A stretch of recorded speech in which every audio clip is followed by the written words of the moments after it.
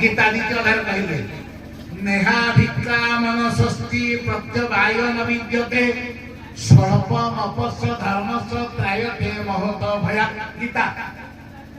नेहा भिक्का मनसस् प्रत्यवायन विद्यते सत्कर्म रे पाद देले प्रत्यवाय माने विपद किछि रहेला रहिला कि लाइन कटिया विपद रहिला देने को चलला पुर लाइन आसे। गीता सत ना मिछ तेरे अंते मनुष्य सृष्टि कला नहीं विश्राम सर्वलीला आहार निद्रा भय मैथुन मनुष्य जन्म रे विश्राम नेला मां माने भाई माने विश्राम शब्द अर्थ कोन किछि समय स्टॉप रहिबो तापर पुर चलिया। आमे मनकर पुरी जाउछु पुरी गले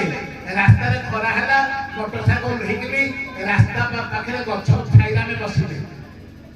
ताबने विश्राम पुरी आमे जीवा अर्थात आहार निद्रा भय मैथुन हबो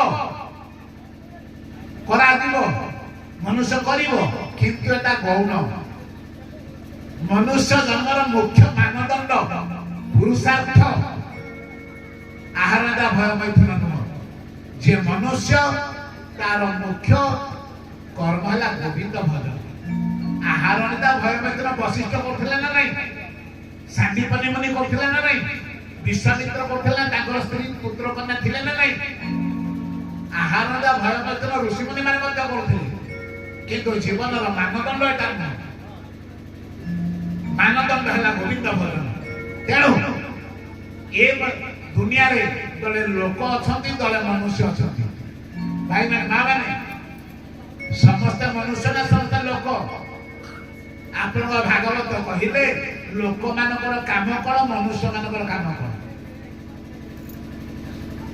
एला लास्ट कथा कहिबे ना कहिबे लोके होइबे कळबळ गोविंद नासिबे भुवन मंडल गोविंद गोविंद गोविंद गोविंद गोविंद गोविंद गोविंद गोविंद लोक माने लोके होइबे खळबळ मनुष्य होइबे खळबळ लेखा हैला कहले लोके होइबे खळबळ नासिबे भुवन मंडल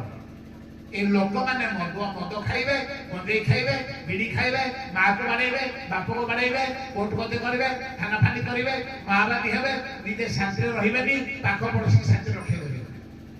उत्पात करिबे ए माने हेले लोक